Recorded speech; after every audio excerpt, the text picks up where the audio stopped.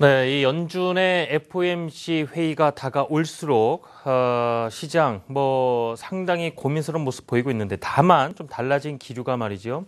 9월 금리 인상을 좀 주장하던 연준 인사들의 발언도 좀 한풀 꺾이는 상황. 이번 9월에는 좀 동결하지 않겠나 이런 의견이 나오면서 밤사이 미국 증시도 크게 올랐고 우리나라 증시도 오늘 현재 상당히 큰 폭으로 올라주고 있습니다.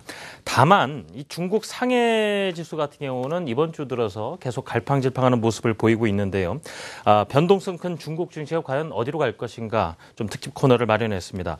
먼저 기자의 이 리포트부터 확인하고 오겠는데요. 지금 안개 속에 빠진 중국 증시 어디로 갈 것인가 이 김동욱 기자가 정리를 해봤습니다. 중국 증시에 대한 국내 증권사들의 전망은 여전히 부정적입니다. 하나금융투자는 중국 상하이 종합지수가 이달 2,800에서 3,500 범위에서 움직일 것이라며 비중 축소 의견을 유지했습니다.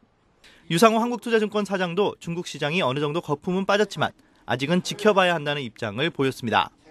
밸류에이션 측면에서는 어느 정도 거품은 좀 빠진 것 같은데 일단 이 수급이 좀 꼬여 있는 게 이게 풀리려면 시간이 좀 걸릴 것 같고요. 그다음에 어차피 휴유증이 있기 때문에 중국 경제가 둔화되는 건 명확한데 시장이 어떻게 안착되는지 봐야지만 방향이 잡힐 것 같다는 겁니다.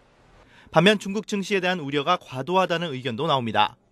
스티븐 로치 전 모건 스탠리 아시아 회장은 중국 경제에 대한 우려가 매우 과장됐다고 말했습니다. 로치 전 회장은 국제통화기금이 8월 보고서에서 처음으로 중국의 GDP 성장률에 투자보다 내수 기여도가 더 크다고 분석했다며 이는 큰 변화라고 설명했습니다. 리커창 중국 총리도 중국 다롄에서 열린 하계 다보스 포럼에서 적절한 조치를 취하고 있어 경착륙은 없을 것이라고 말했습니다.